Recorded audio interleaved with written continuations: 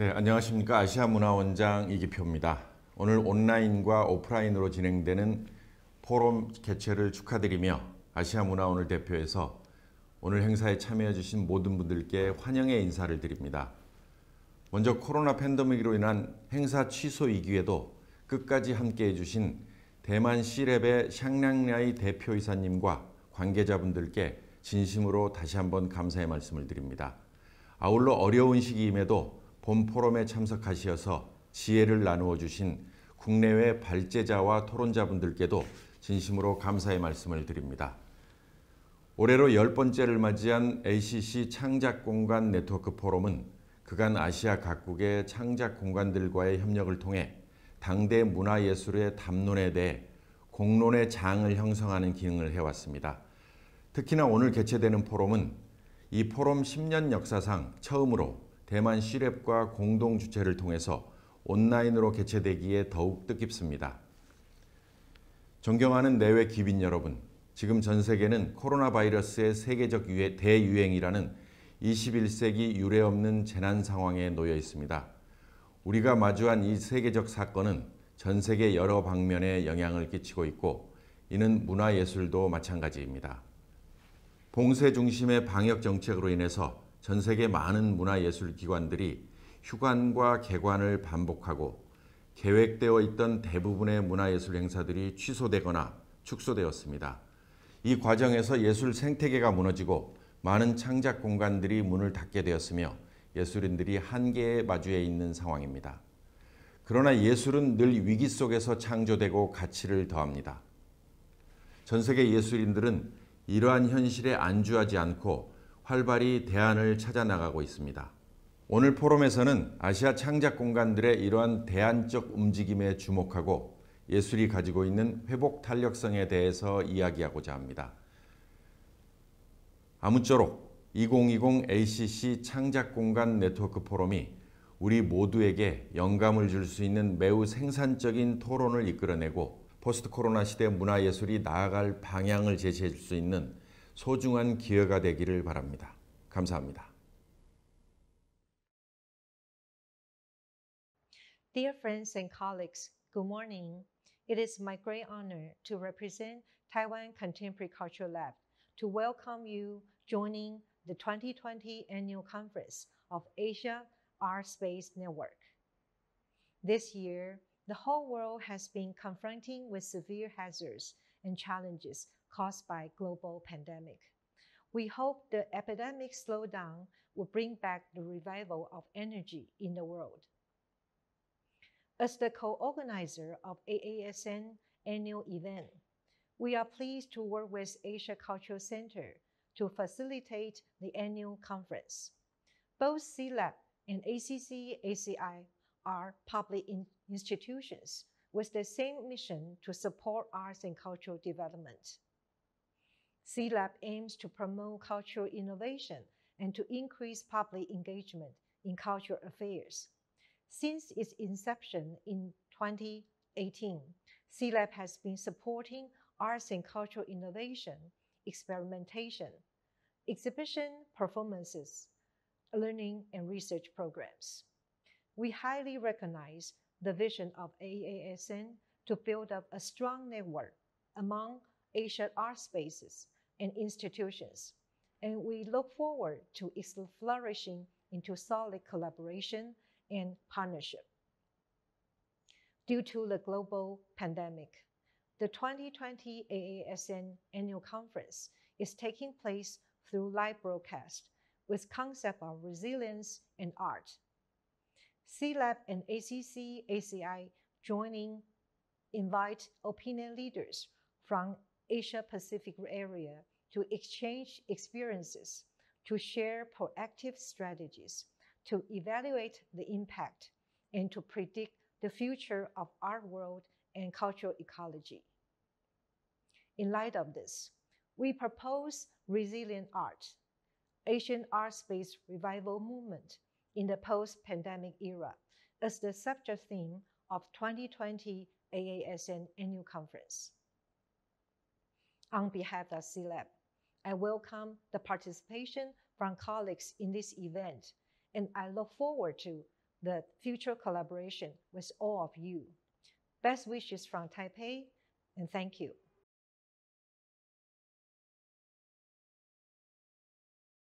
Hi, it's my honor to work with Director Gipyo Lee of ACI this time for the conference, the international conference online.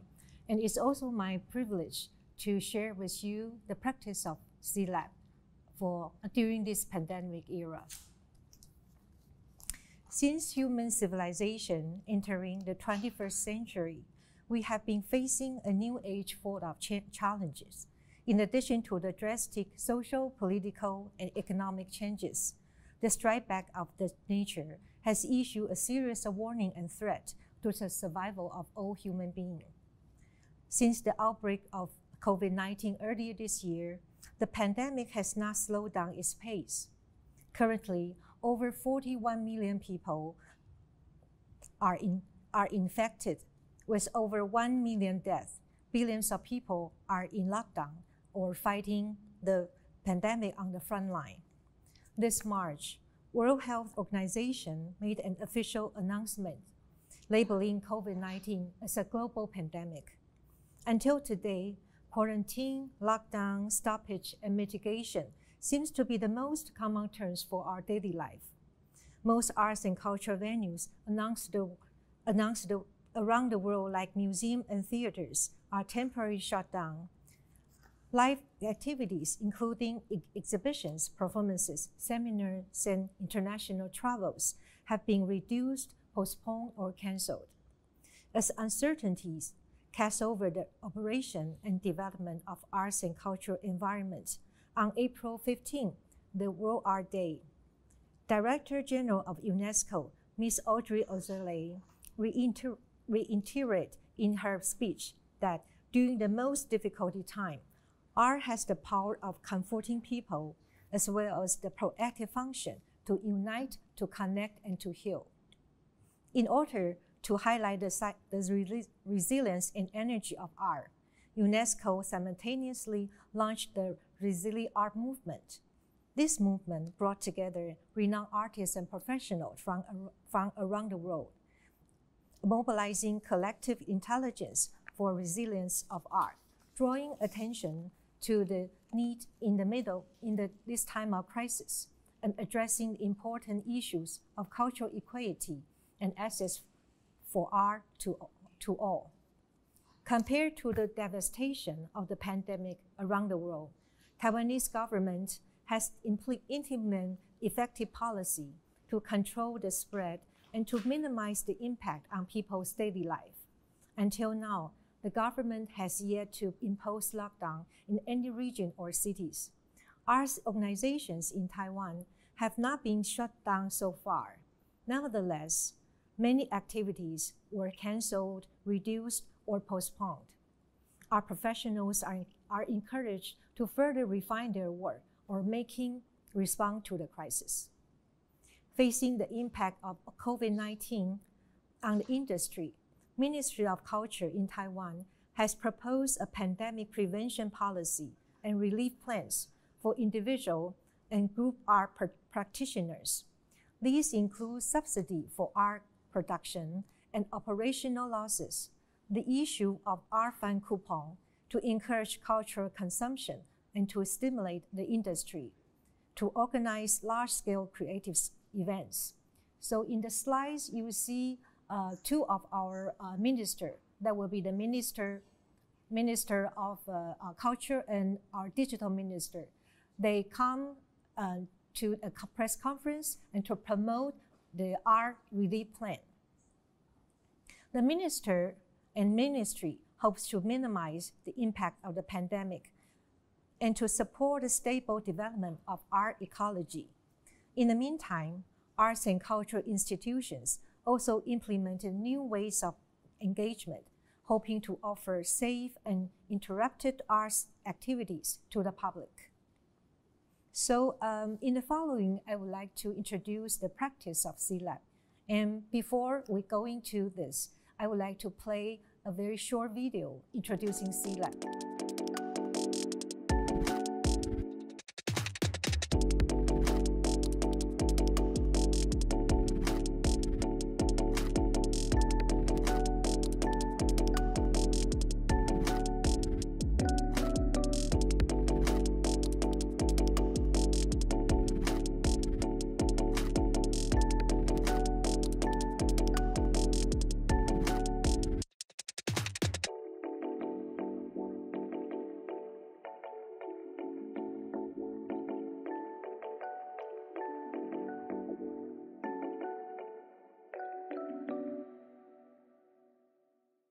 With the mission to support cultural experiment and innovation, C-Lab has been geared to facilitate interdisciplinary collaboration and among contemporary art, technological media, and social innovation since its inception in 2018. During this pandemic era, C-Lab upholds its mission as a lab for innovation and a hub for public engagement. We react to this unexpected crisis by rescheduling events first and then converting on-site activities into online presentations and encouraging artists or citizens to partake in pandemic prevention art actions. Furthermore, we have been keen to employ the digital and virtual solutions to overcome the current crisis. So in the following, I would like to introduce what we've been doing in the C-Lab.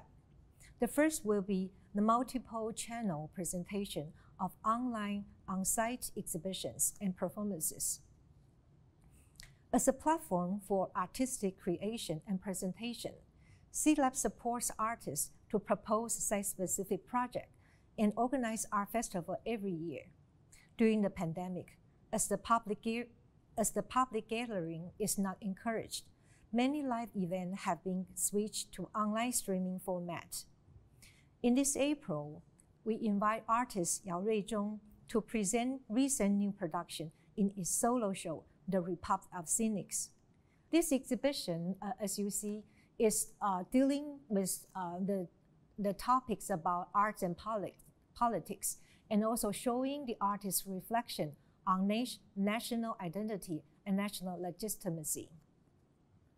In addition to the real presentation, we launched a series of online talks and virtual guided tour led by exhibition curator, art celebrity, and popular YouTubers. This is the virtual tour we did for the audience.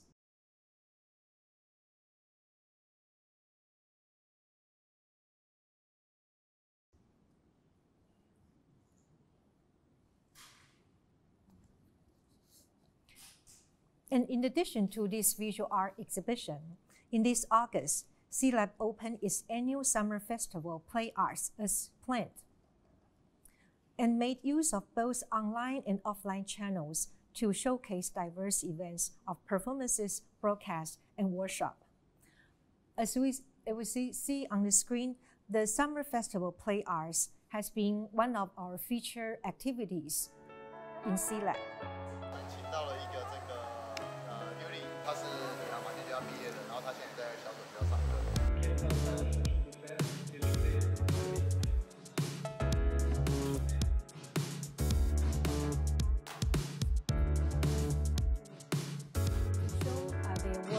In this festival, and we would like to provide a time for the audience to see, to enjoy the art in their daily life. And we will see here is we have been doing a series of workshops. This is a workshop taking place online, and we invite instructors from Japan and Italy to teach the young performer.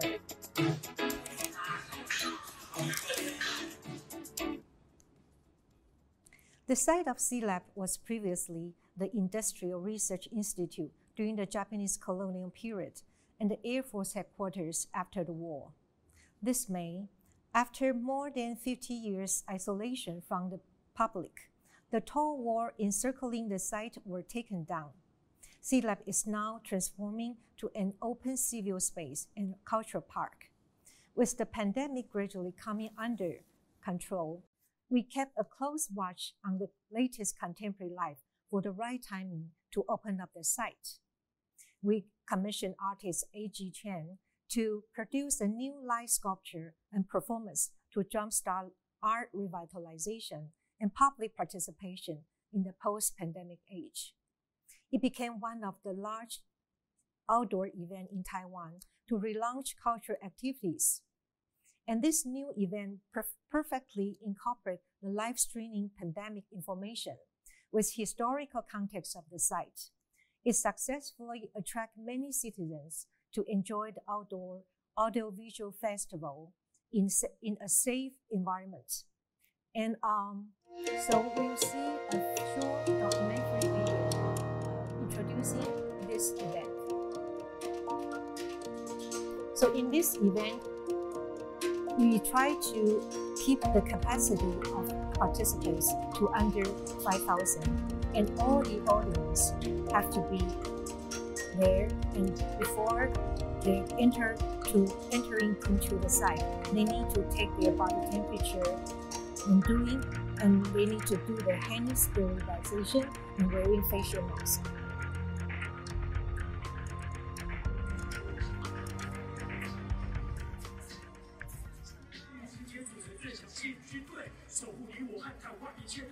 And the light sculpture itself is composed of several important elements, which are the pandemic information and the history of CLAB and the contemporary life during this era.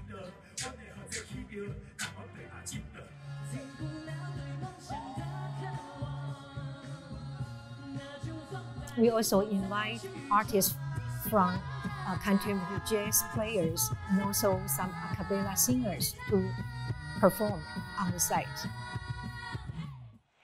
猜猜看，2020年此时此刻，地球上有多少人？答案是77亿。但您知道吗？我们生活的这个世界，一开始西元前8000年人口才500万人。And in addition to these outdoors or indoors performances in exhibition, we also put up a live streaming space and online platform. Since this year, CLAB has been aware of the significance of online virtual platform as another regular base for cultural experiments. We have set up a live streaming studio to facilitate online creative ideas and practice. We also launched the Stream CLAB online platform project to provide the studio and the technical support to call for proposal from all sectors. We hope this project will give rise to new ways of exhibitions and performances and create more opportunities for interaction. As an institution that supports innovation and new creation, we have been planning a bio-art exhibition this year to explore the collaboration among art, science, and technology. With the title of Fictional Life, Hybridity, Transgenetics, Innovation, this bio-art project featured the interplay of biotechnology innovation and techno-art practice. As the pandemic has postponed the real exhibition to next year, alternatively, a new series of online virtual events using online technology and web platform have been successfully launched, with the combination of online streaming performances, virtual forum, and online workshops. These activities also serve as a pilot research and a warm-up event for the coming exhibition next year. So in the following, I would like to introduce another project tailor-made for the pandemic prevention. That is what we call the art action of pandemic prevention and revitalization. And this is another project, COVID-19 Daily Art in Action project. It incorporates digital humanities, social practice, and artistic creation, scientific research to formulate interdisciplinary art action. Many selected proposals tackle issues of public health, virus dispersal, and pandemic prevention, reflecting an urgent concern from the public. Since the outbreak of COVID-19, people from underprivileged regions have suffered from shortage of medicine supplies. Hence, CLAB invites practitioners with backgrounds in biomedicine, electronic engineering, techno-art, and architecture to jointly advocate the maker spirit and organize workshops to support the pandemic prevention. Through knowledge sharing and hands-on practice, the workshop taught participants to make their own prevention devices, such as UV light boxes and infrared thermometers. allowing them to quickly set up prevention mechanisms at home for themselves and their loved ones. So we also, in honor of the open culture and free sharing spirit, all the records related to the above workshops we share with the public by ways of Creative Commons. All the material were published through multiple international networks and social medias. So the video seen here is the video we put online. This is a free DIY kit for public use.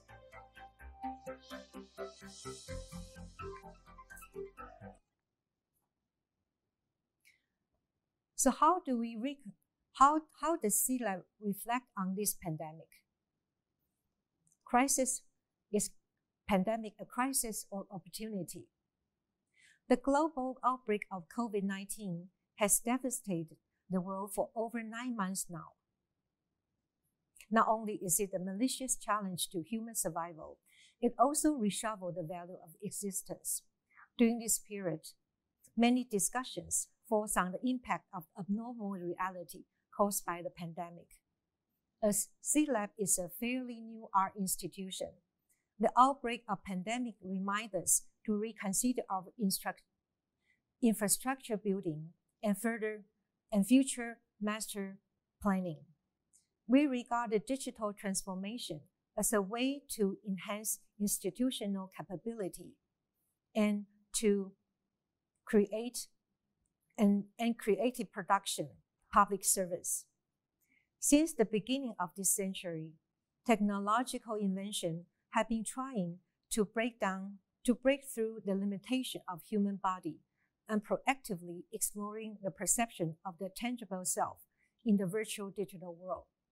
This virtual world is constantly expanding between reality and fiction and producing new creative landscapes. During the pandemic age, the development of technological media has easily made remote or repeated viewing possible.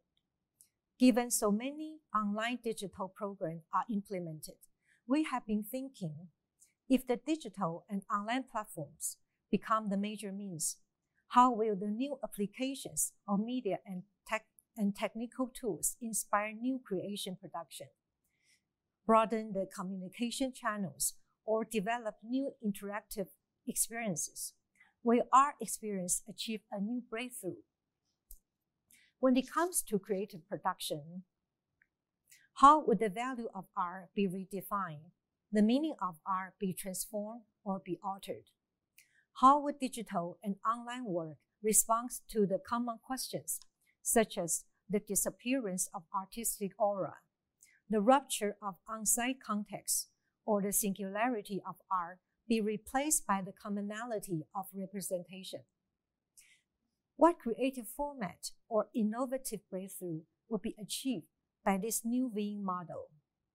Will the ongoing digital transformation give rise to a new managing mechanism, operation system, or business models? So audience development has always been the top priority for arts and cultural organizations. The practice of learning, sharing, creating has become a common service for audience interaction, and it is highly acknowledged that audiences are not passive recipients of information. Instead, they always refine the meaning of art through new experience and method of participation. In this age full of changes, we need to build a more organic and creative environment and foster sound operation of the system. When confronting with the new media relationship, how can we adopt and utilize new technology to develop innovative art experience and learning skills? How to trigger audience inner creativity and encourage their participation as well as collective creation? Moreover, for the elderly, underage, and disabled minority groups, how do we address the issue of digital divide, digital equality, and public access? In this post-pandemic age, lockdowns have been gradually lifted, and both online and offline activities have been launched. Many art institutions strive to convert temporary lockdown and limitation to highly creative and interactive sharing that trigger empathy and bring healing effect. As art has the power to bring emotional, intellectual, and creative values to our lives. During the COVID-19 pandemic period, CLab adopted the policy of prevention, relief, and revitalization. We have attempted to circumvent the challenges and make efforts to engage the public by providing opportunities for artistic creation, learning, and social connection. As a platform to support cultural experiment and innovation, we believe that public participatory and critical roles of CLab should be carried out through the public service at all times, from individual to community and eventually to the public domain. Thank you.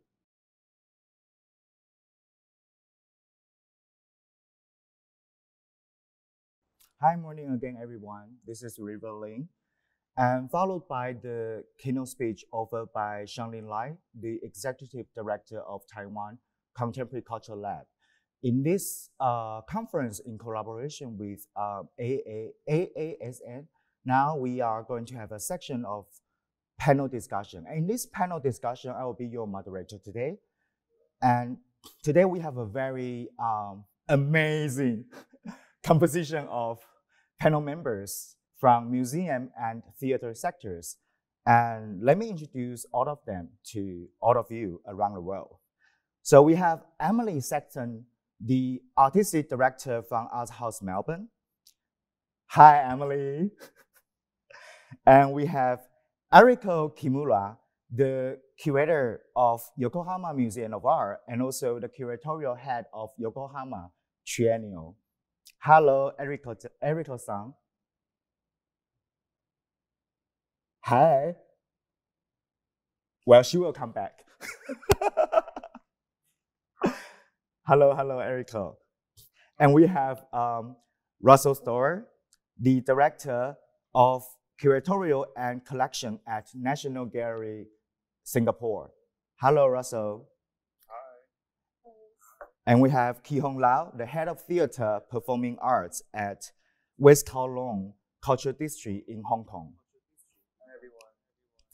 Yeah, and today the title of the panel discussion is What Makes Museums and Theaters Social Again? Assembly Something in the post-COVID-19 era. And like everybody, like all of us, like as an individual, cultural and arts worker, practitioner, artist, producer, and even for people who lose work in the arts institutions, all of us have been through the strong effect of the COVID-19 over the past few months. And I think over the past few months, that during this period of time, it was very crucial and critical that we are confronting ourselves how to respond to, socially, politically, to the current situation, as well as observing how our colleagues are surviving or trying to do something like positively, particularly to support the arts community or to get connected again through the digital platforms or online tools to have deeper conversation or in dialogue in this very special moment.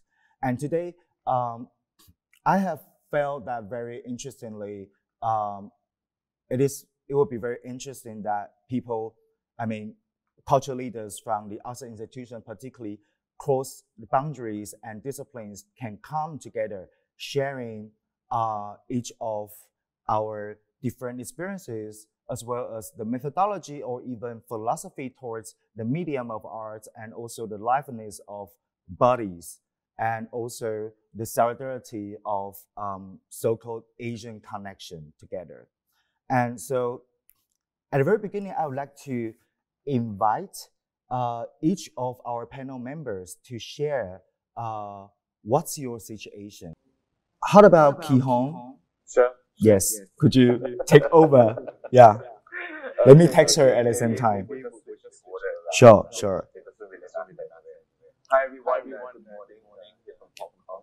It's good to see Russell and Emily and Nico as well on this thing. So we've not seen each other physically for a while, so it's good to be together in this way. Just to kind of briefly respond to your publication. Obviously in Hong Kong,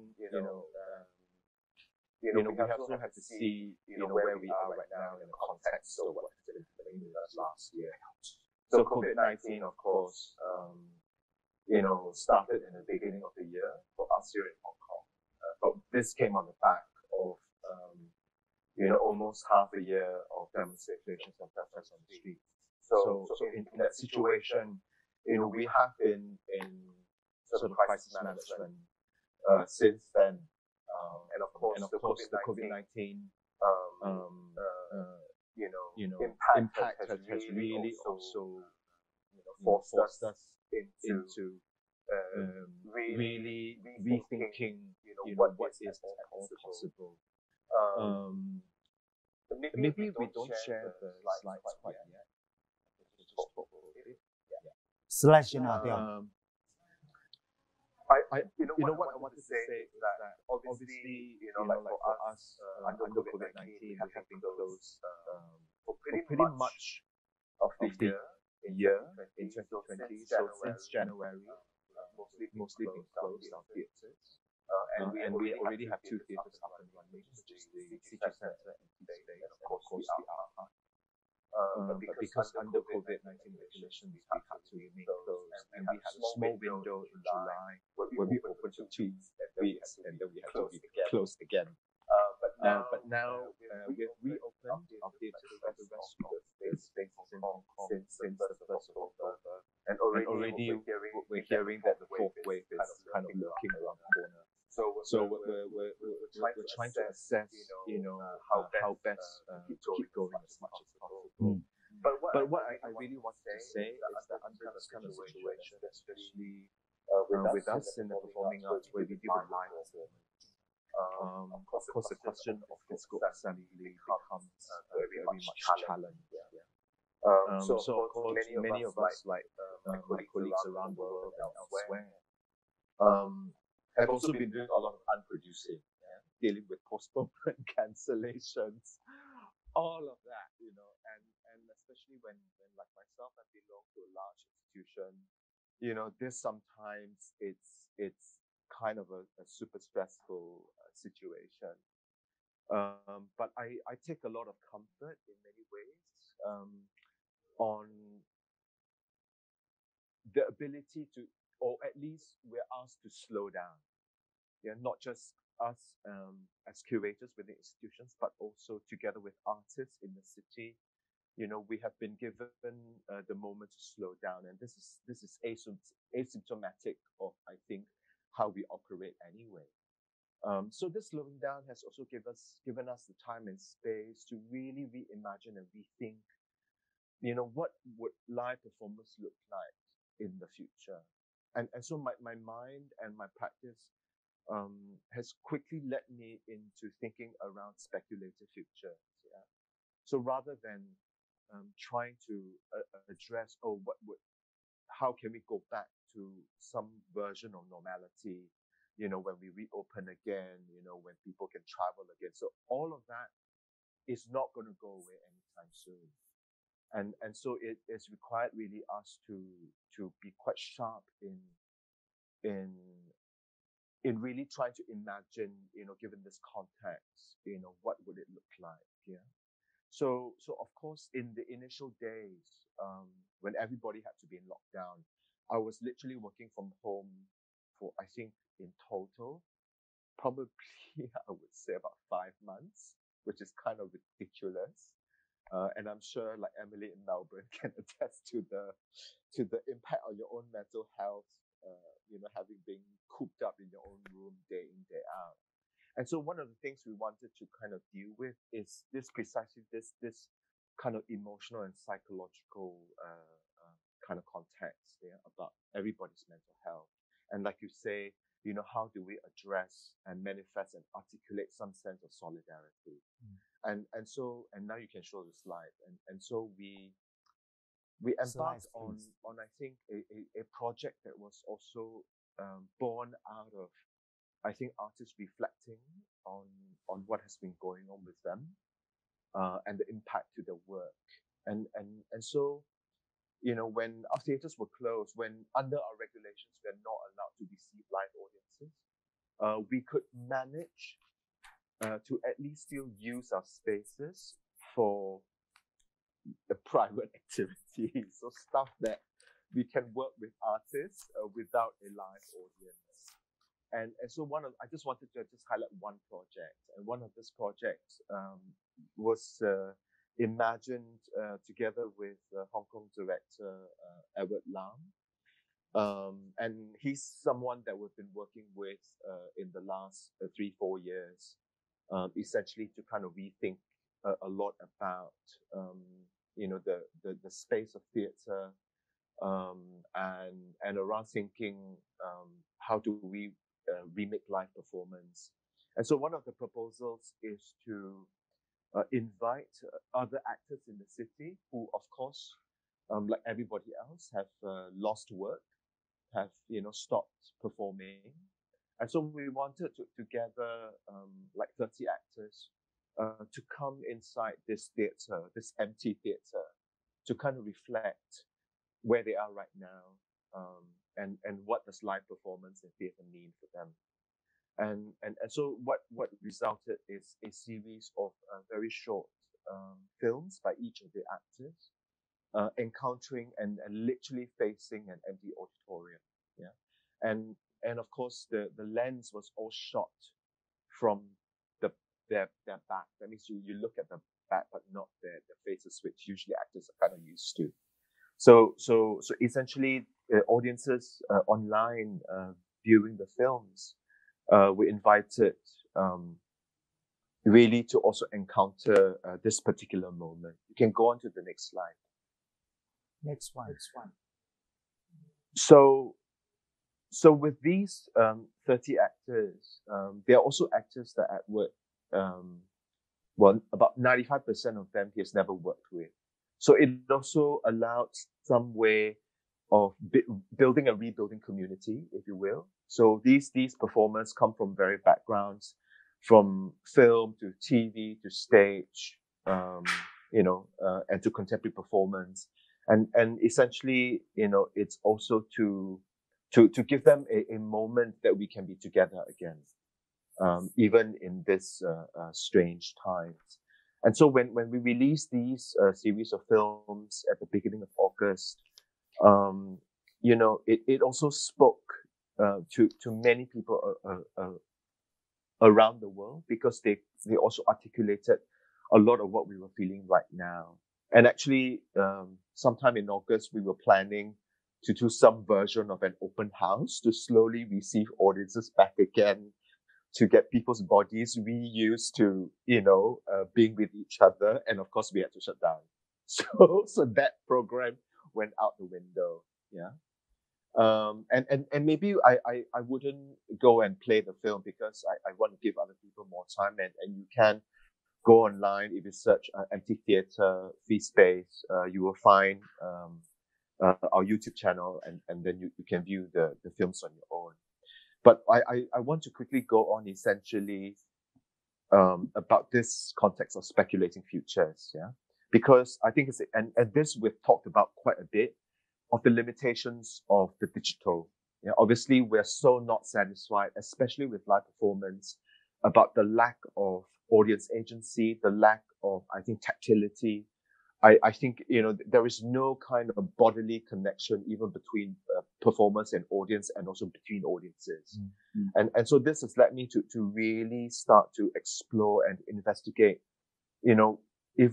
what if in the futures, we think about live performance as operating within expanded virtualities. And when I say expanded virtualities, I mean not just the digital, but also return to some version of the analog, and also exploring and accessing practice that, usually we tend not to associate with. For example, like dream work, like dreaming, where essentially you're also rethinking about spaces and realms that exist in other types of cosmologies and other knowledge systems. And of course, this has already existed in, say, for example, the thinking and practice and being of First Nations peoples. So in that sense, a lot of my kind of trajectories have been about this kind of work. And so right now we're in this preparation of working with different types of artists across from Hong Kong and elsewhere, in thinking through these different directions. And then next year, we will attempt and begin to prototype some of these versions of live performance that one of 2 or 3 principles that we want to operate from is, one, is that what if in the future, apart from, regardless of what happens, live performance and assembling can go on, even though if we have to shut our theaters. And second is that, what does audiences' agencies look like in this kind of context? And third is that question of assembly. What does assembly then look like in this kind of context? So I don't have a lot of the answers. But I from what I kind of feel and gather, and in the multiple conversations I've been having, many of us are kind of operating simultaneously in this kind of various directions. And I feel that the zeitgeist is kind of leading us to some kind, of an explosion that is super exciting for me. So I think maybe I will stop here for now, because I think there are other points we can talk about in the discussion later. Thank you. Thank you, Thank you, Ki Hong. Yeah. We don't need to play the video. We don't need to play the video. It's fine. Yeah. For all our online viewers, if you are interested in watching this project in collaboration with Edward Lam, you can find those works on YouTube, and the keyword is Waste Kowloon Amphitheater, and you'll find its website and all the video works online. Thank you, Ki Hong, for addressing and actually raising some crucial points about the assembly and the future of audience agency and also art making. Shall we come back to Erica?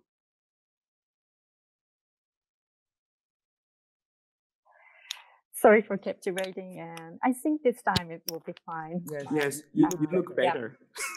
Okay. Your image looks better. Yeah. So, Erica, would you like to share to us about your experience of Yes. operating the Yokohama Triennial? Yes. And can you also share my slides from the first one? Share the slides, please. Yeah, I will start from I won't repeat the beginning. I will start from the Yokohama Triennial. So our museum closed in February, and from March we had a big discussion. And you can change the slide to the next one and next one. Next one. Thank you. And our organization is a little bit different from the museum, and we have the separate organization for the Yokohama Triennial because it has a little bit complicated history. So shall I share some old images from the beginning? Can you change the slides? I will look through them quickly. The Yokohama Triennials was started in 2001. And this is one of the oldest international exhibition continues since 2001. And first to third edition, can you go through the slides? Please change the slides. Yeah. And until the first one, until 2008, the third edition, were mainly organized by the Japan Foundation as national project and co-organized by the city of Yokohama. And venues have been various and changed every time around the Bay Area of Yokohama. And can you change the slide? And this is a current image, but you can change the slides. And this is the current one, and this is the current one as well. And the next slides, please. And this one is the first one. It happened in 2001, and this is 2005.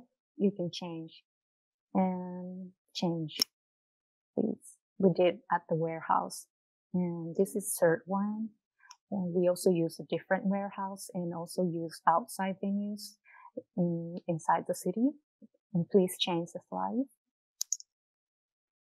And you can go next one and stop.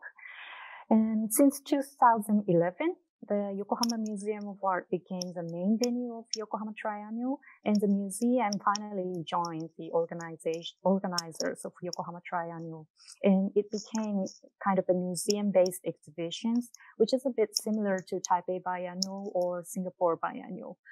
And since then, museum curator also joined to the curatorial team of Yokohama Triennial, and we took a major role inside the organizers. So, which means that we cannot decide everything within the museum. We have to every time make a big discussion within the larger team out of the museum. So please change the slide. And this is from 2011, and change the slide. This is inside view of Yokohama Triennial, the museum, and please change the slides. And this is the fifth edition, and please change the slide. And please change the slide again. I think this is something very familiar within the Taiwanese people. This truck is made in Taiwan and shipped to Yokohama, and this is a moving stage for contemporary artist Yanagi Miwa, who makes the theatrical projects, and it's still moving around Japan. And please change the slides. And this is the last edition in 2017. Ai Weiwei made a big installation. And please change the slides and switch it. Yeah, this is also from the last one. And change the slides, please. And we always make some kind of a large-scale installation with the artist on site as a specific site-specific project. And as well as this time, we are planning to have those kind of site-specific artworks which the international artists gather on site, and they make the artworks mostly spending more than a month on site in Yokohama. And we had more than 60 artists to be participate for this latest version for 2020. But this time, most of them couldn't come. So we had a big discussion in late in March that shall we keep this project or shall we make something different? Then we decided to keep on preparing this project at the end of March as planned, because we thought at that time the situation will get better by summer.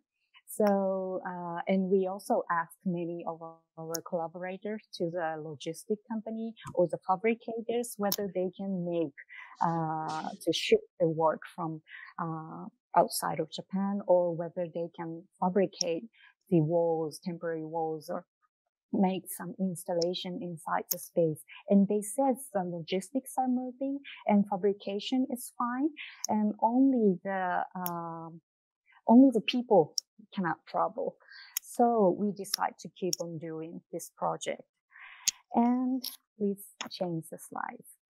So since then, in April, we contact invited all the artists to discuss how we can realize every project under restricted situation of COVID-19. And please change the slides. And only few of the artists changed their plans, which they couldn't make some trouble to shoot their new video work, or sometimes they couldn't get the appropriate materials, then they have to change the material. Or some of the artists who wants to make the workshop-based artwork in Yokohama had to change their ideas. But most of, I think more than 80% of the artists could realize their artworks as they planned with the remote installing. And for example, this artist, this is Eva Fabregas, the Spanish origin artist who lives in London, and she made these huge soft sculptures on site in Yokohama, but without her presentation. So we asked our local artists to collaborate with her, and they made up the big installation. And please change the slide. And this is Zuza Golinska. She's a Polish artist. And we also managed to do the installation and made up her work remotely. And these kind of works we could manage, but some certain type of the artworks were really hard to create. Please change the slide. One of the artists was Taiwanese artist Jian. I think he's very popular in Taiwan. And he made up a really huge installation with tiny puppets and a diorama made by old newspapers.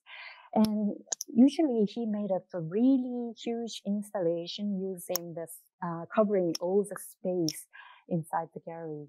And this time we plan to make a huge installation inside the kitchen of the museum, former restaurant kitchen. But artists, I think Zhang wants to come to Japan at the very last minutes, until the very last minutes, but finally we had to give up to him to come here. So we hired a Chinese translator, and we installed all through online using the small iPhones and showing which pieces to go where and where. I think it won't take that long. We took more than a week to build up all the installation. But if he could come on site, I think we can manage in probably half of the duration of the whole installment process. So some especially the sculpture, it's very difficult.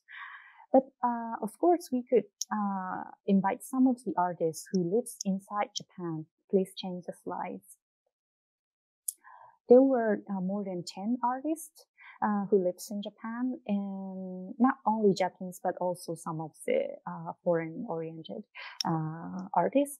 And they came on site and they made up really nice installations. So I really managed to learn that some type of the artworks can be installed remotely, but some type of the artworks are really hard to do it online or without the artist presentation. It cannot be realized. But I think we mostly successfully done about the exhibition, and we had a good number of visitors, more than 145,000 visitors during 3 months exhibition. And we haven't counted yet for the precise numbers, but many online visitors had also visited our Triennale, because we also had a huge numbers of the online projects. Please change the slides. And please change the slides again. And since the very beginning, we had online projects like the press conference, which was happened one day before the public opened. And the press conference happened physically and online, both. And we limit the number of the attendance from the press people to come on site to see the exhibition. But many of the press people can join online press conference as well as the ROX Media Collective remotely attended from India. And please change the slides. And we also had a serial event series which called Episodo. Episodo is a Japanese pronunciation for episodes, and the ROX Media Collective like the pronunciation of Japanese people says episodo, and so we changed a little bit, slightly different with the O. It's a longer O, and this episodo started before the exhibition. And also after the exhibition, and not only Yokohama, but also in Johannesburg, and one happened in Hong Kong recently, and also online, and some version happened in Japan, in Yokohama as well. And many of the artists tried to manage what has to be on site and what can be much better performative online.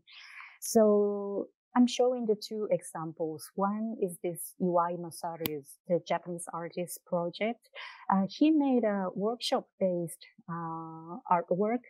And first, he had 2 months this serial discussion within the online participants, and keep them discussing about what is the cleanliness or what is the exclusivity of the feeling of the cleanliness, and also what is cleaning somewhere.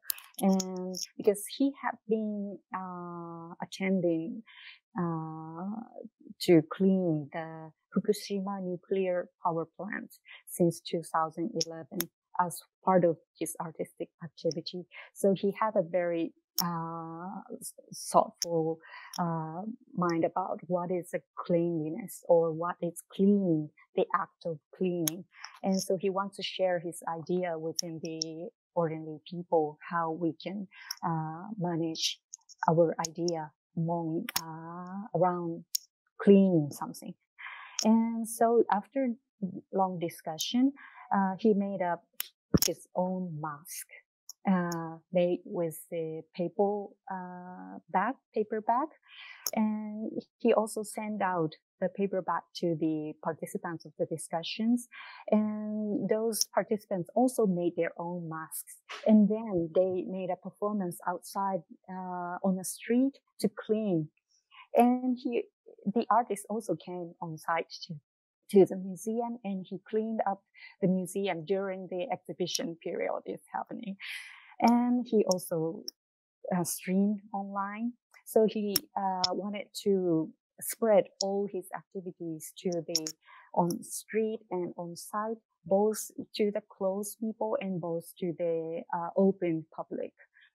And the second slide, please change the slide. This is the last slide. And this is another Japanese artist project. The artist's name is Tamara Yuichiro. He's basically a visual artist who makes the video work or video installation. But this time he made a performance both online and on site. He made up a chroma key studio setting inside the theater setting of the museum. And he invited the people to see his theatrical performance with the professional performer. But the people who came into the theater can see only the blue back and the QR code. And then they have to open their laptop or smartphones and see the online performance through that, accessing to the QR code website. And then they will see the middle image or the right image of the combined image of the chroma key. effect. So he wanted to show both the kind of the imperfectness of the both online or physical situation. I think this kind of the artistic activity between on-site and online can be something work for near future under new normal situation. Okay, so I think I will finish my presentation now, and I want to hear the other people's thoughts later. Thank you, Eriko. Yes, we will be able to explore more about our current practices of hosting event online and on-site at the same time. Yeah. Emily. Hi. Okay. Hello, I'm Emily Sexton. I'm Artistic Director at Arts House in Melbourne. I'm talking to you from the land of the Bunurong and Wurundjeri people, and I'd like to pay my respect to their elders, both past, present, and emerging. So our Arts House building has been closed since March 2020. And yeah, Ki-hong, I've been working from home for 8 months, and saying that out loud makes me want to scream inside my heart, as the Japanese would say. I haven't seen any theatre this year. I've watched a lot of K-drama, and that's not so bad, because K-drama is amazing, but I miss real people. But Hyun Bin will do it for me for a little while. Anyway, we had 2 major programs already underway at Arts House that addressed the conditions that we're operating under. So the first one was Bleed. It was conceived pre-pandemic, and it explored what does online feel like. This was a major partnership with Campbelltown Arts Centre in Western Sydney. And in a little bit, I'll show some video highlights of that festival. The second program that we had, we're already working on for the last 5 years, is called Refuge, and it explores art, crisis, and emergency. And in 2018, we actually explored pandemics and what we would be doing if we weren't coming together. Now, there's a lot of reasons why I am in great admiration of Taiwan and the way that Taiwan has managed the pandemic, and I'm particularly inspired to hear the sort of prevention work that CLAB is doing, just even though Taiwan has managed the pandemic so well. So Refuge is part of Arts House's program. It's quite unusual. It takes advantage of our I guess, context, because we are part of city government. And so we're part of the City of Melbourne. And so we leverage that opportunity to connect artists with emergency management, with the Red Cross, with climate scientists who work within the City of Melbourne. And what's been remarkable this year, as we've conducted the Refuge Lab online, is to note the resilience of the key ensemble of those refuge artists, because they've been working to think about crisis for 5 years. They have a language and an ability to adapt that, and I guess an inner cheerfulness that many of the other artists that I work with just haven't been able to, understandably, been able to muster. So Refuge has been a very meaningful project, and I can talk more about what we'll be doing next year with that work. And then the last kind of key adaptation is that we did a call out for housewarming commissions for when we reopen. Similar to Yuki Hong, we called for works to constitute a party. And now that just feels hilarious, because when we do reopen, it won't be with the kind of party that I would love to be at right now. It will, and so we've had to adapt what those works and installations will become.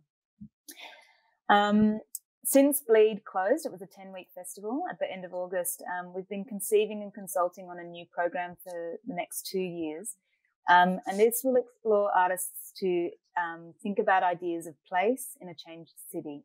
There won't be outcomes, but they'll be supported with a significant fee for 12 months to collaborate with each other and think about context, because and what it means when public space is charged and has to be navigated in so many different ways, when our ideas of gathering and coming together have been completely transformed. So that I don't really know where that program will go, because it will be artist led, but but we're very interested in using, for example, the UN Sustainable Development Goals as, I guess, a key benchmark to inform the themes that the artists will be exploring.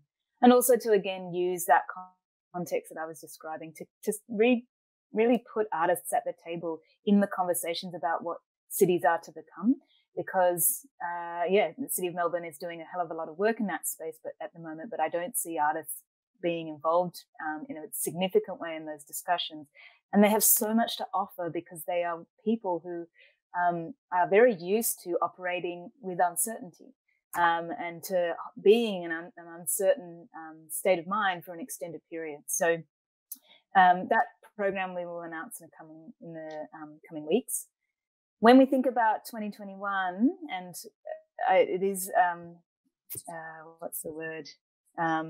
Well, it's sobering to hear you talk about fourth waves. But we are imagining, if we can reopen after this second wave that we've experienced is done, that we will be programming things that are gentle and slow, and very much about our local neighbourhood. It'll be about reintroducing the idea that it is possible to see visible signs of art as part of your local community. So we'll continue to work internationally and nationally in terms of our programming. I think our audiences and the communities we'll be interested in will be very, very local for the foreseeable future. Just to talk a little bit more about Bleed, because it was a major program, we might go to the short video that I sent, yes. If that's okay. Show the video, please.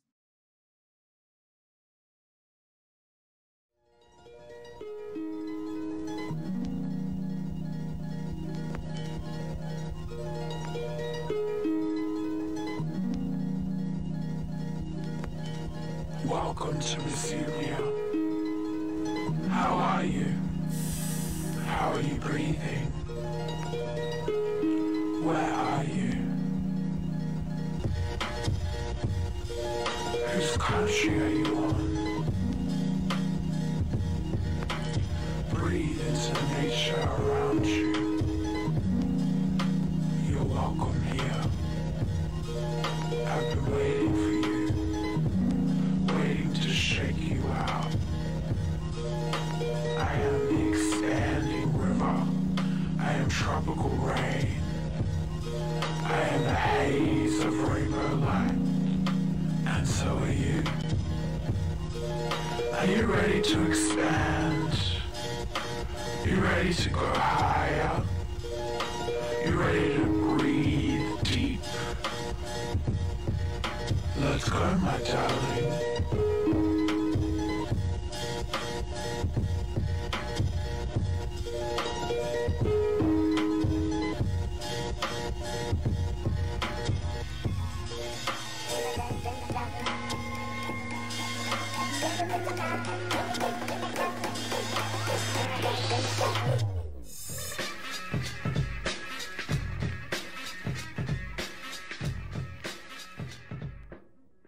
It's done.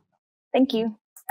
So I guess our main learnings or observations about the Bleed program was that of an audience of 12,000, we had about 75% local. And I think it's true that the internet is not placeless, and most audiences remain connected to the institutions or to the artists that they already know. And I think we could come back to that point a bit later.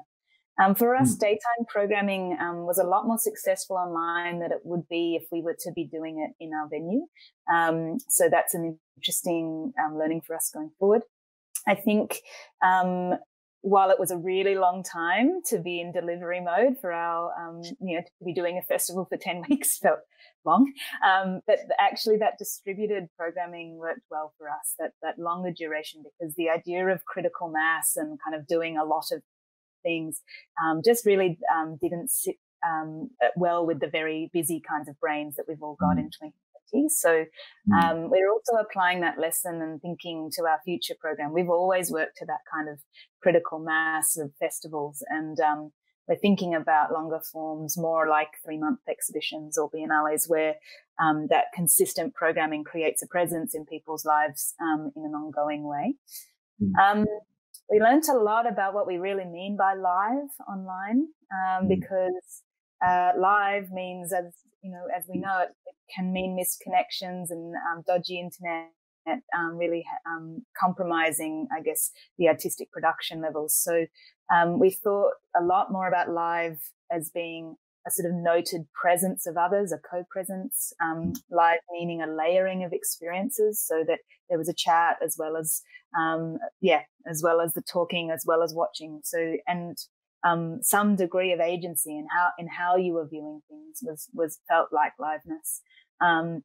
It didn't mean that the performer was performing somewhere right now, you know. And I think one of the successful works really worked with the dramaturgy of the platform. So they took what it could do and kind of took that to its most interesting conceptual level. So yeah, those, and I guess the final point I would make too is that in general, I have observed that of all of the artists that we are working with, the ones who are thinking in a research-driven way and have a core concept and then have multiple outputs, or modular kind of approaches to how their work is executed, they have fared with greater resilience and through all of these changes that we're experiencing and will continue to change. So, so those kinds of projects are sort of the ones that we're trying to hold very carefully. Because I feel very uncomfortable as a curator being the one to kind of, you know, drag a work from its former form into a new one. If it's the artist being interested in that, then that's fine. But there's many works that for us we're very close to pre-production, or we're in pre-production, and we need to wait until we can actually honor their intention in that craft. So. Yeah, that's probably the key observations that I'd share. Thank you. Thank you, Emily. Yeah, we will be, I hope, Eddie, during our discussion, we'll be able to touch a few of points, like including the digitalization and the alternative, perhaps also new art form of art making in this digital and virtual sphere in terms of the co-presence of everything. Yeah. And okay, Russell. Yes, hi, I'm back. Sorry, I had some settings issues. No worries. Yeah. I haven't used this platform before. Can we share the slides? Yes, share the slide, please. Yeah, so hi everyone, thank you. I'm from the National Gallery Singapore, which is a fairly new museum. It only opened 5 years ago in 2015. But we're, the largest art museum in the country and in the region. And we oversee a collection of around 8,000 works of Southeast Asian art. So we really have a very regional focus, and particularly modern. So we're a partner museum with the Singapore Art Museum, which focuses really on contemporary art, sort of 21st century. And we really look at the 19th and 20th centuries. So just go to the next slide. So COVID in Singapore, we closed in April, and the museum was closed for about 2 months. Singapore was fairly well managed, I guess, except for the migrant workers in the dorms. That was a very serious situation. But outside of that, it was managed very quickly, and the cases have been quite low. And the systems were put in place very quickly. We learned from SARS, I think, like Hong Kong. We're still in a sort of restricted kind of situation in terms of gathering and so on, but otherwise things are almost seem a little bit back to normal. Of course, in terms of the museum, we don't have any tourists, which was around half of our visitorship. So we've really had to recalibrate to the local much more, which I'll talk about in a bit. And I guess, as Ki Hong said, this idea to slow down and to reflect has been very important. Initially, we were kind of thrilled that this was a chance to sort of pause, but of course that didn't last very long. And, it just meant a whole lot of other stuff to be done. But a lot of exciting stuff. And these are just some of the key questions that arose. So kind of existential questions, particularly for a new museum. We've only really just got up and running. But it's an opportunity to think back over what we've done over the past 5 years. What is our role? as an art museum. I mean, a big part of our role is to introduce our audiences to the modern art of the region in particular. And it was the first time there's been long-term collection displays looking at the art history of Southeast Asia and Singapore. So that was a big part of our role, is really art historical. But I guess what this has really pushed forward, and as is the case for museums around the world, this sense of what is the social role of the museum. I mean, this had been building for some time, of course, but this has really pushed it to the forefront, is how can we be active participants in the civic commons, and what can we really do for our local audiences in a very active way.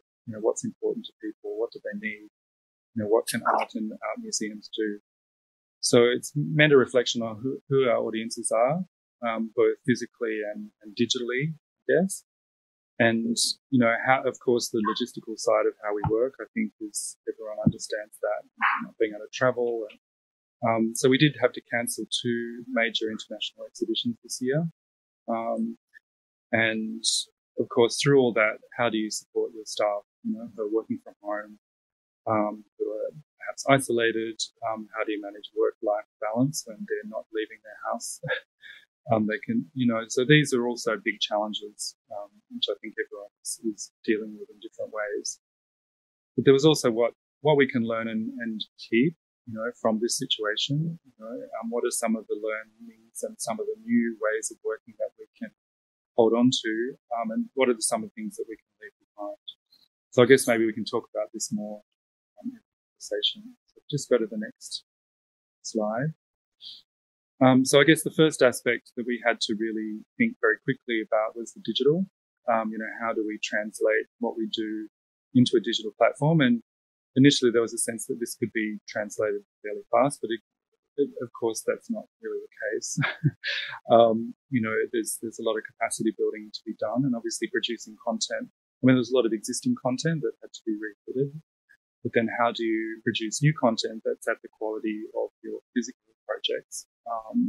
And so that's meant a lot of kind of reshaping, how we work and rethinking of what the kind of platforms in a very, very busy digital space. So initially we had this, what we call Gallery Anywhere, which we used as a kind of a holding portal for all our digital content, whether it be, online programming, recordings of talks and tours, children's activities, 360 kind of exhibition kind of views and so on. Just go to the next slide. And that's been kind of refined over the last few months into something more structured, under different kind of categories, and, really building our collection online as well. So access has been a really important element to that, and how to make that really present. Of course, that requires a lot of investment. And I mean, the Singapore government has put quite a lot of funding, additional funding into, enhancing the digital capacities and offering positions. I mean, it's also about employment as well. But that's been very helpful in terms of getting a number of initiatives off the ground. But I'll talk just now more about a project that we initiated in lieu of the exhibitions that we cancelled. If we just go to the next slide, which was something that we thought about with our partner museum, Singapore Art Museum, about, how can we really develop some programming that also supports our local art community, who obviously lost, opportunities, income, feeling disconnected.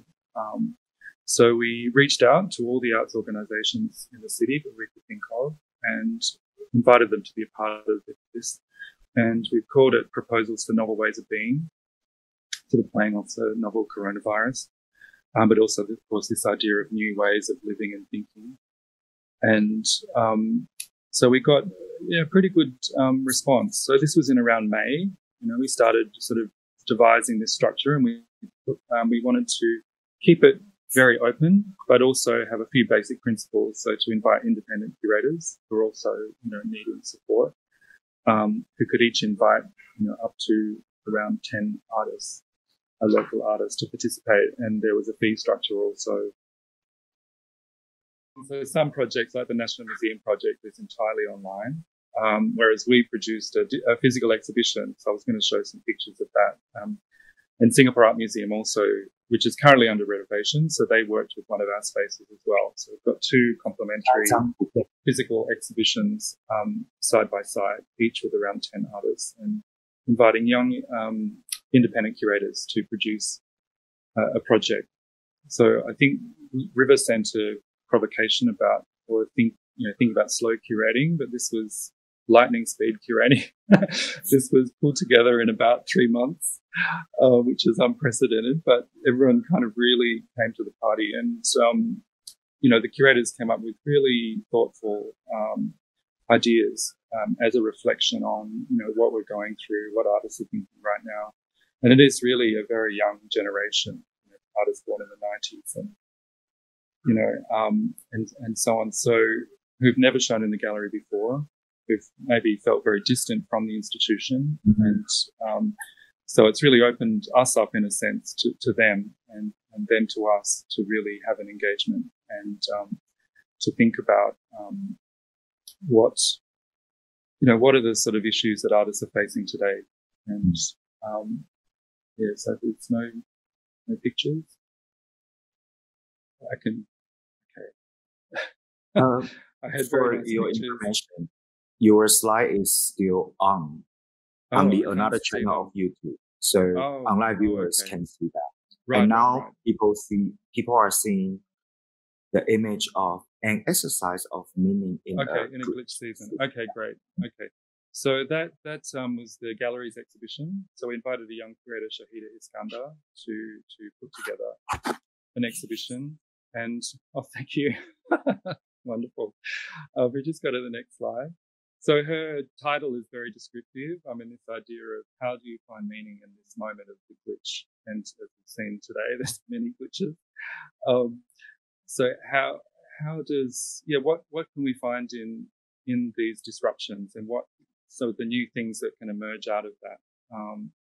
And I mean, the first two images are of artists who are sort of thinking about the spiritual, I guess. There's a Badrina Razak has a work which is a kind of circulambulatory work, which is based on batik. They move in and through the work. So it's got text on it as well. So it's this loss of space. Thank you. When the spaces of worship, sites of worship were closed down. So there's thinking of what are the new spaces that we can develop. And then Kane, on the other side, is thinking of more of a digital altar.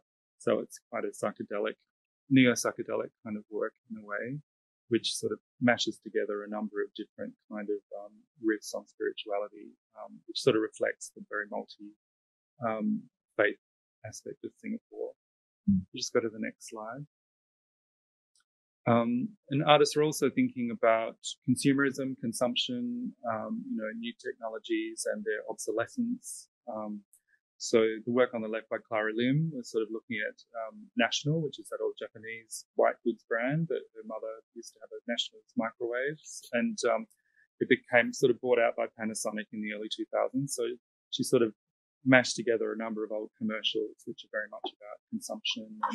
But even these goods have an obsolescence. Even these companies have an obsolescence. And there's a kind of LED reflecting the stock exchange moment when that company disappeared. So quite a playful work. Aki Hassan created a series of sculptures that were then translated into digital form as well. So there's a video screen accompanying each work, which sort of shows the mistranslation into the digital, so in a very physical kind of way. And then Sufyan's work was really pulling apart the infrastructure of the gallery space, sort of the walls. Because I guess the other thing is we use all the existing walls in the gallery from our previous exhibition. So rather than sort of spending, big on a new infrastructure, we wanted to just use what was already there rather than producing more, in a sense. And then the next image.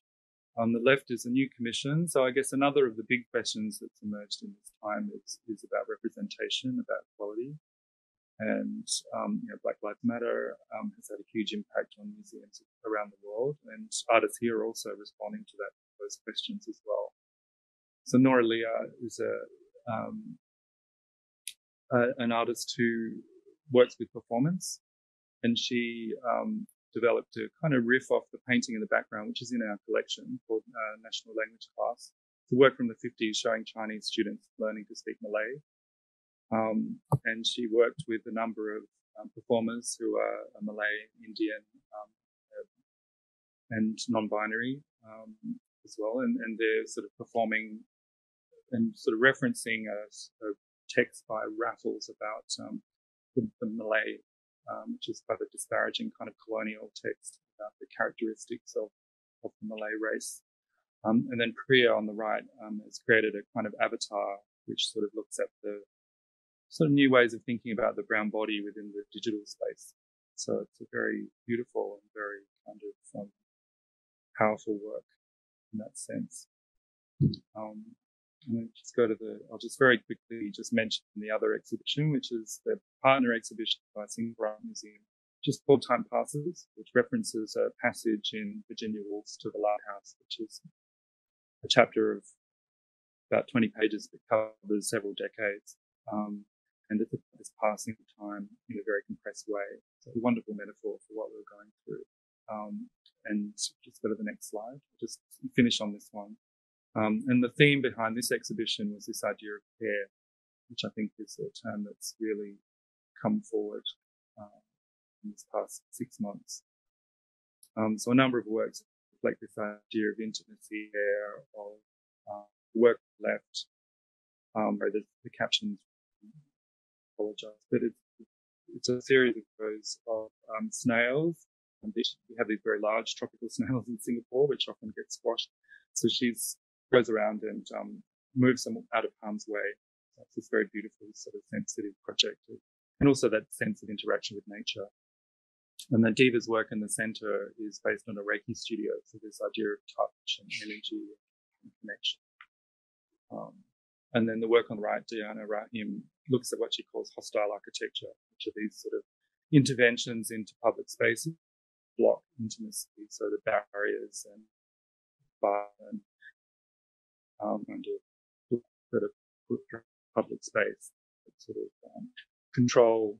So she intervenes those by putting plastic flowers and fabrics and so on, and really brightens them up. So a very beautiful, kind of thoughtful response to what everyone's going through.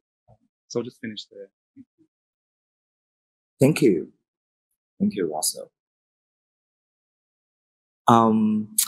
Just for your information, because the whole section of the symposium program has been delayed, so we wish we will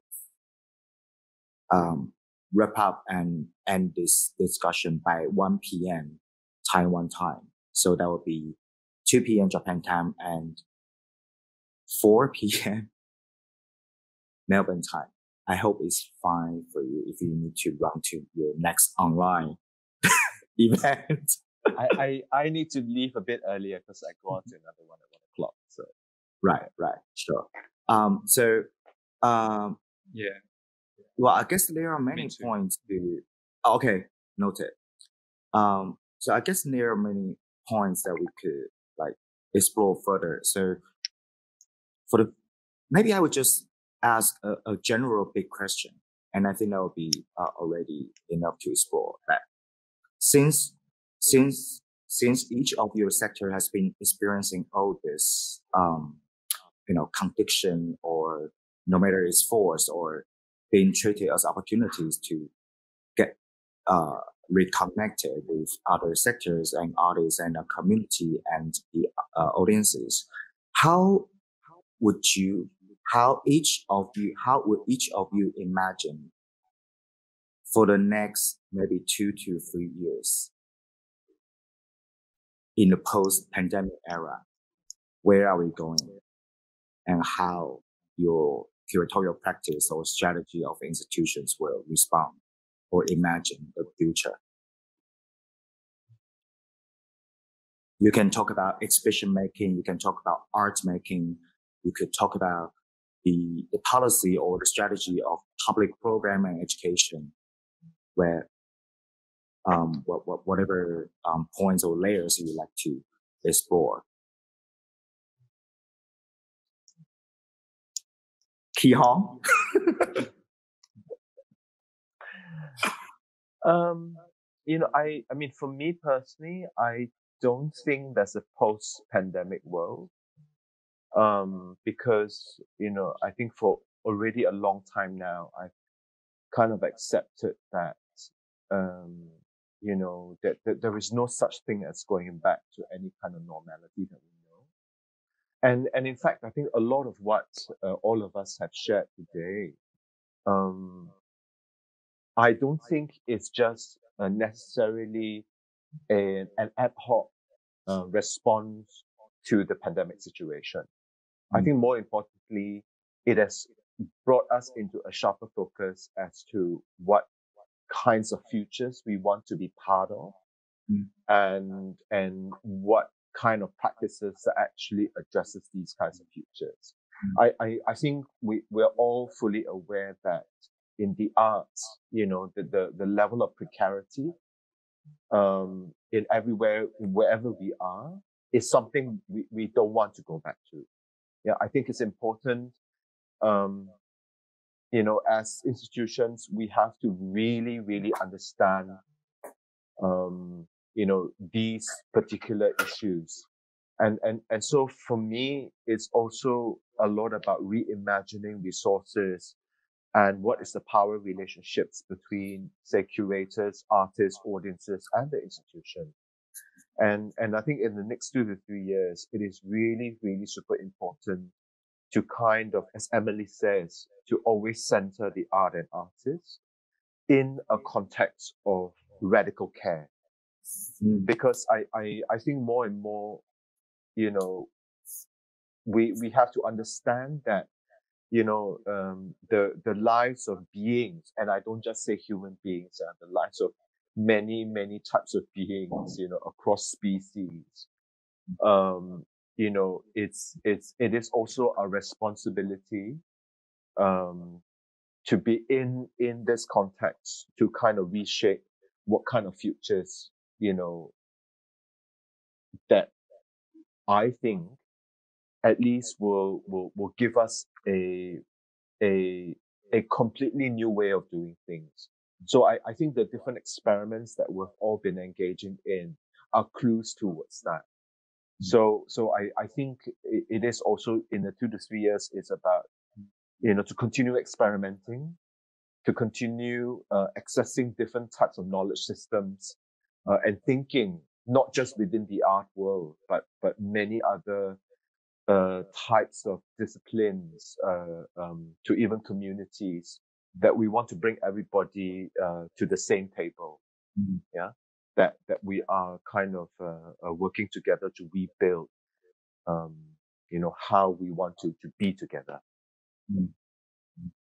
Yeah, I think particularly in terms of the notion of togetherness and assembly, I would arguably say, in the very near future, that the definition, the dictionary of social engagement, participatory art, something like this will be all rewritten, like how we reimagine in this regime or in this digital sphere and social sphere, how everything can come together again in very different ways. Not like as usual or as normal as what we get used to. Yeah. Thank you, Ki-hong. Erico, Emily, or Russell, feel free. Well, in Japan, I think it's already starting that the conservative swing is happening, not only among the art world, but also for the political world and also the socially. The people are thinking more conservatively after the COVID situation, even before. And I think that's not only for Japan, but also in the world, worldwide things. And I think in the museum context, many of the museums will do the exhibition, which can be managed inside the country. So I think they will loan the works from the domestic collections or invite the domestic artists. So that kind of conservative going forward. I'm a little bit pessimistic about that things will happen in the near future. But also, many of the contemporary artists is already starting to break that kind of movement. So I think both sides will happen in the same way, that the conservative swing and the more in the international and more networking based art project will start growing on the other hand. So I think what the institution can support those kind of the artistic activity is kind of important things to think about in the near future.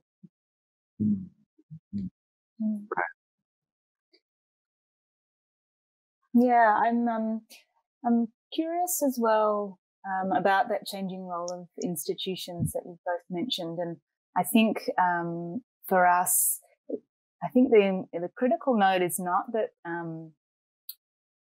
the institution is irrelevant or not needed. It's just the role is different, and it's to hold and to support and to back and to be quite invisible. And we are in the process of we had a very successful festival for the last decade called Dance Massive. It was Australia's largest contemporary dance festival for a lot of reasons, but partly due to COVID.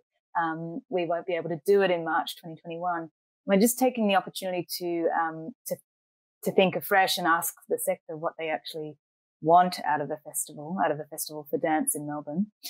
But it has required us to be constantly, in a good way, course correcting about what our role is to support the artists and the producers leading that process. And because we're not physically together, that then requires a really different kind of communication, an over communication, constantly feeding back, constantly talking, and really, and I mean, that's probably extends well beyond the arts as an experience from this year. But I guess we're experiencing a changed way of working that artists are asking us for, which is, as we've all said, in a lot of ways overdue.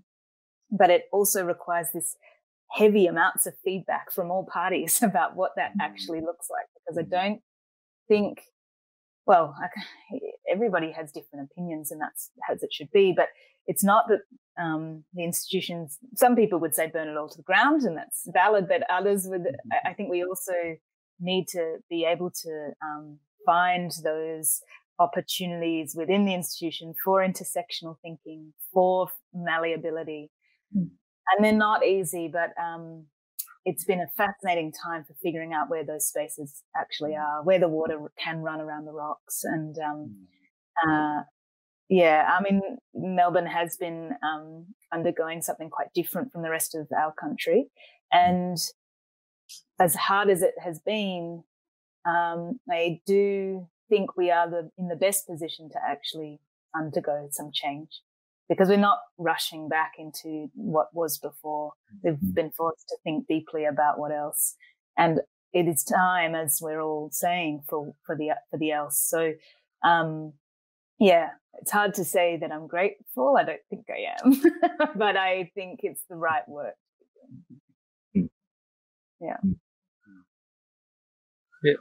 Yeah. No, I think one of our challenges is, how we can be involved in the social space, and then connect it to what we do with art. And I guess, Singapore has a very particular public sphere. I guess it's very, the government is very involved in every aspect. And, even these kinds of conversations, we have to be, of course, very mindful of how these conversations are run, and particularly as a major public institution.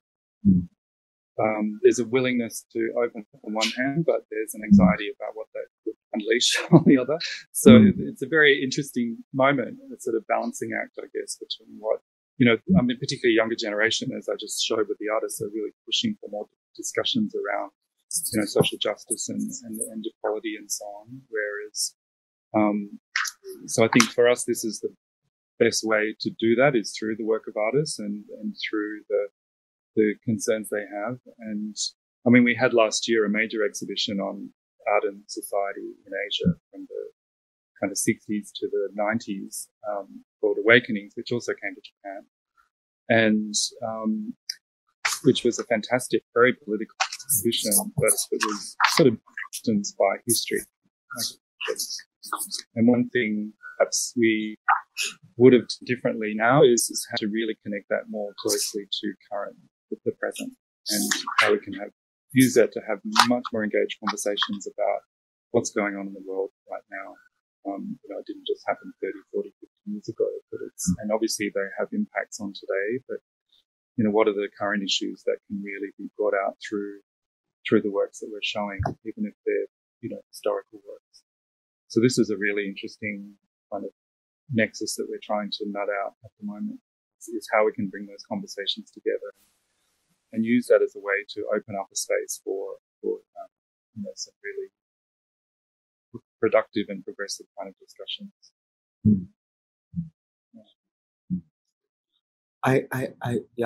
In relation to this, I thought about that in terms of this, domestic or regional or partial connection or solidarity or radical care. Like, how would you imagine this kind of mental or conceptual space to continue in the near future? That, for example, using your institutional strategy or resources, how would you push further to build up this? I don't know if it's called, like between countries during the COVID-19, they wanted to do the domestic travel bubble, like to form a certain safe space or safe zone between some countries or some places. And in art way, how would you imagine this could happen in the near future? I think in many ways, all of us have existing relationships, with each other, with colleagues around the world, with artists around the world as well. And I think, while we physically will not be traveling anywhere anytime soon, it's also important to acknowledge and to recognize these relationships and to double down on them and to rely on each other even more. To be your eyes and ears on the ground of other artists, other practice that you may not have access to. And in that sense, this is already some level of a bubble, that has been in existence. But I think now it's even more important to rely on them. I think the other thing to say that, it's important to maintain the connection and the relationships and the dialogue between sort of the local contacts with the international. I think we're not saying that we're just going to shut out, what's outside. I think that's kind of silly. But I think then it would lead us to really rethink what does collaboration mean in this kind of situation. And of course, in the short interim, of course, you rely on tools like the Zoom and the Teams and the Google Meets to do the very basic thing. But more importantly, of course, experimentations that goes into avatars, that goes into where, a local artist, becomes the physical manifestation of the work, together with international in your city. But I think above and beyond that, what's also crucial is that then perhaps this is also the moment by which, as institutions like Emily says, we open up our doors to ask a very basic question, is what do you need?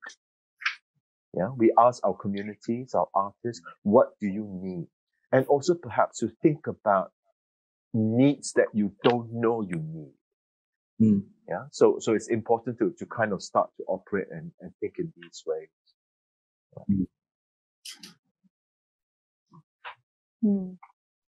Yeah, I would firmly agree with all of that.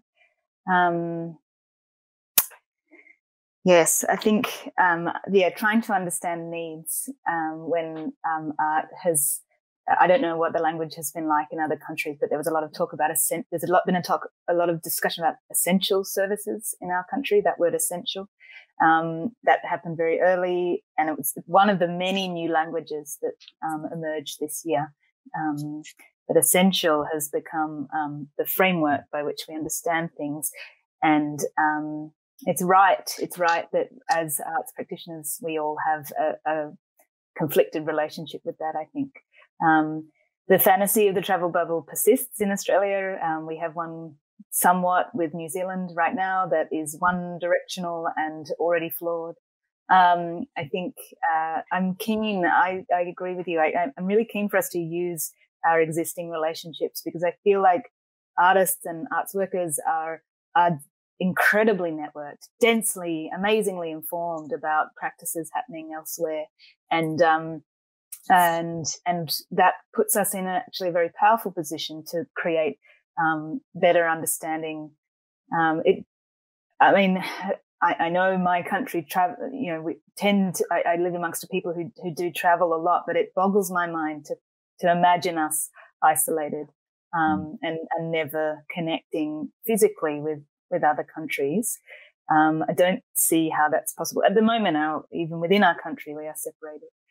So I think there is a lot of work to do. We have a lot of work ahead of us to reconcile the level of schism that has happened amongst communities. I heard a very interesting discussion with Zadie Smith where she talked about how privilege has been something that people have analysed deeply as being relative. And check your privilege. How are you privileged in relation to other people? But suffering is not like that. Suffering is not relative at all.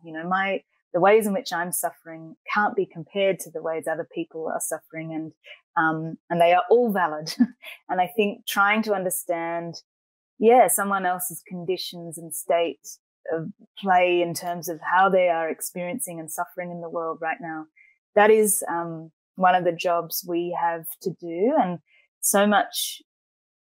There was a great article yesterday in The Guardian about some local artists here called the Huxleys, who are some of the few artists who have produced work that I've seen that have reflected the great howl of this time, the confusion, the sort of the agony of it, the strangeness. And I look forward to seeing more work that expresses just how chaotic and kind of and uncomfortable this time has been for so many people. Maybe I don't know about being ready for things. I look forward to supporting artists to express, I guess, the difficulty of what has occurred or is occurring. Yeah. Yeah. I guess for us being quite a large institution, and like any big art museum, it can be siloed.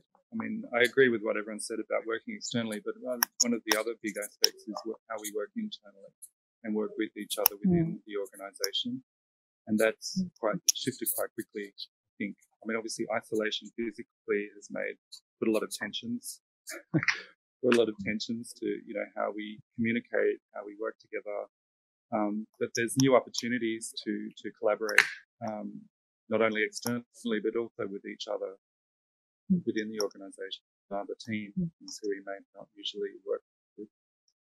And a lot of the new initiatives that we've been developing are very cross-divisional, which is, they're always in a sense, but this is in a much deeper way, which is quite exciting. I think the potential for that is in the way it might reshape the organisation is really, something that we could bring out of this.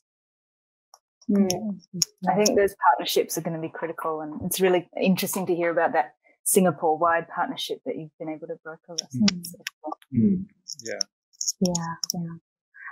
Yeah, I totally agree with you all guys.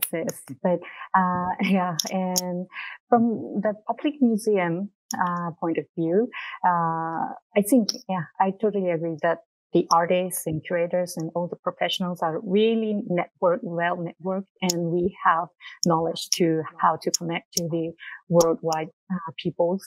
But we have to also think about the local audience who cannot encounter something without someone's support. And in our city, we have really diverse types of people, and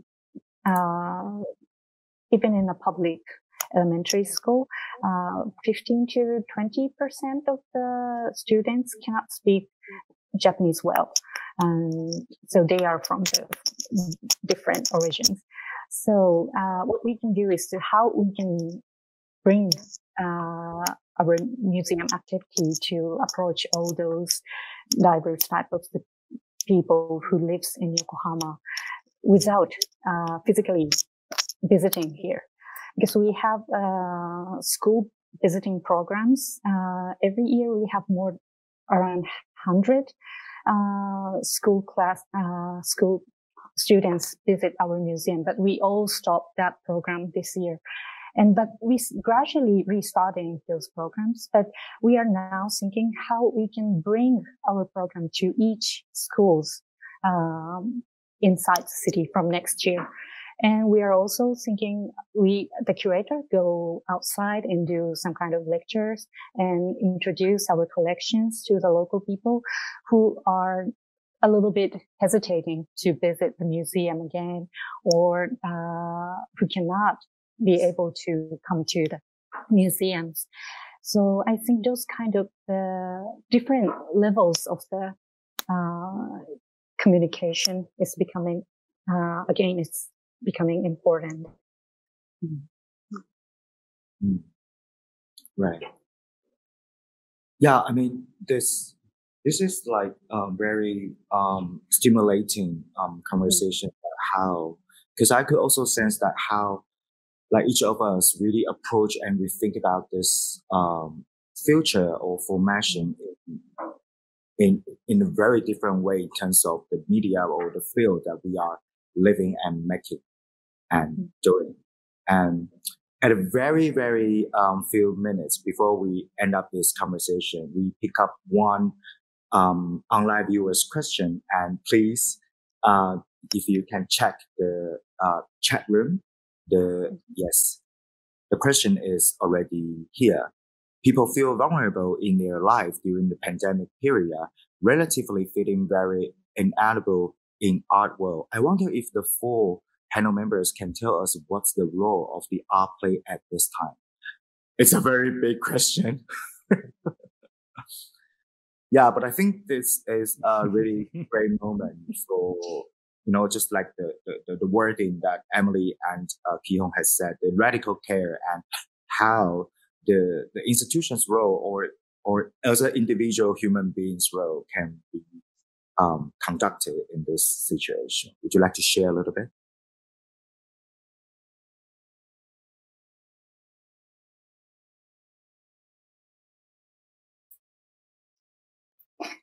Oh, maybe I can get started.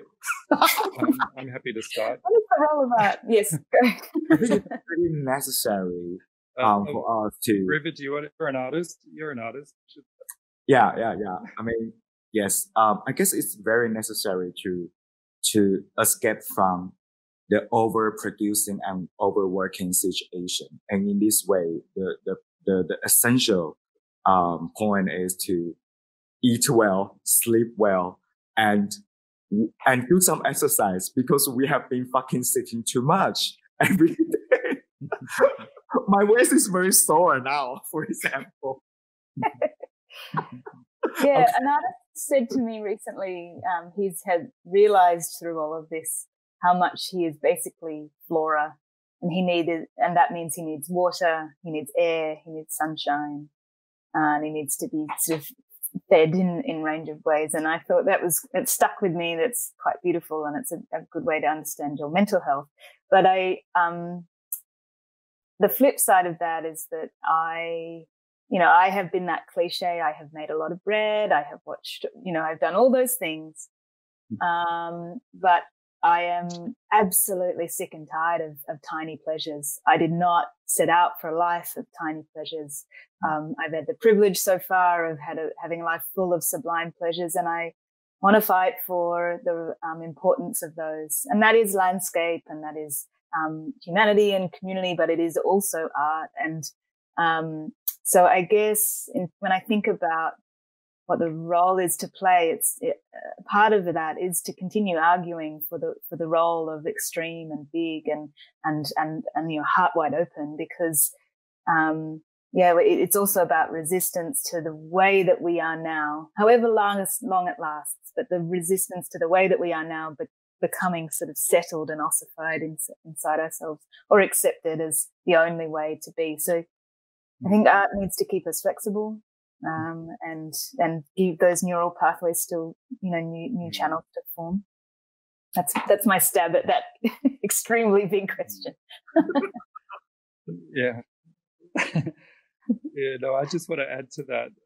And I like what you just noted about the essential, because there was quite a notorious article in the national paper here about essential jobs, and artists were at the very bottom. And that caused quite a ruckus, rightly so. But yeah, I mean, I think art, in a sense, pushes forward the sense, will make very evident the very instrumental or operational way that we're kind of things or to liberate the way the politicians think, and what the being can end and managed in such an intensive way that this is a vision for something better.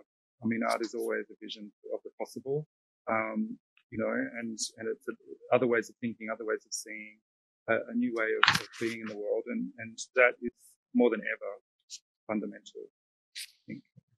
And that grand vision for art, I think, should always be looked after and cared for, and as art, workers and institutions, that's something we have to fight for, even when we're being, our funding's being cut, and all these other expectations and pressures are being put on us to do certain things. I think this should always be at the heart of what we do. I absolutely agree with that. I mean, the irony is that in the midst of the lockdown, all of us are accessing art, right? From music to Spotify to Netflix to whatever you have, it's coming out of our ears, So to say that art is not essential is fucking bullshit. Yeah. So it's important, like Emily and Russell is saying, to really protect, this space that we're all operating in, that in fact, if let's say the continued existence is in the absence of art, then I think we're in big trouble. Yeah. So I kind of feel that actually, for me as a response to this question is that you already know what art can do for you. Yeah, I totally agree as well. And it reminds me of the impressive words by one artist who participated in Yokohama Triennial this year. And he is a jet setter and traveling all the time throughout the world, and he never stops. But this year, he had to stay at his home with his family. And so he had really stressful time. And then we were having a Skype chat for almost daily. And he says, I think it was in mid of April or early May or something. He says he was rescued by our project. And because his mind can be busy all the time thinking about his project, how he can manage to do it remotely. And I also thought that as well. I was rescued by my project and my work. And it's not because I was so busy, but also because thinking of art and discussing with the artist and discussing about something of the art in the future, it really rescued. And I was I can feel really free about thinking of all those issues. And the art, it can always change one's perspective. So it helps thinking differently. So in this kind of situation, we really needs art, I think. Yeah, I believe that. Yeah, I absolutely agree. I mean, For example, at the very beginning of the global pandemic outbreak, I was in Paris, and over the close lockdown period of time, like people really got depressed, and like no way out, and no possibilities of experiencing art, no matter it's visual art or live performance again. And so suddenly when the government, did lockdown, and all the people were like just going out, and then, can't wait to be seen together physically again, and then go partying. And then when the museum opened, like Central Pompidou and other museums, like people really go and buy a ticket, and never ever we have experienced this kind of situation. Yeah. And so at this section, now we are going to wrap up, and I guess I don't have any like specific wordings to wrap up this section. And I also feel that this conversation has been just unfolded. Yeah. Unfortunately, we are doing this section in the daytime. If it's nighttime, I guess with whiskey or glass of wine. Yeah. So, well, thank you very much. I want to acknowledge each of your contribution and generously sharing your experiences and perspective towards this subject. And I do believe that around the world, like a lot of culture and art sector are also doing this similar symposium to bring together all the minds and perspectives together to together investigate or navigate, let's say, the possibility or the impossibility of the future of arts in our ecology. And so all the online viewers, thank you for your participation and watching. My apology that we couldn't answer every question. However, I guess if you want to reach out for our panel members, you could maybe follow them on Instagram. I think I do. I think you guys have Instagram in town, no? Okay, cool. So this will be the end of the morning section of the AASN online symposium to talk about the future. So thank you, everyone, and thank you for your participation of online viewer. Thank you, everybody. Thank you very much. Thank you. See you very soon. Bye Bye-bye. bye. Bye-bye. Bye-bye. Bye-bye.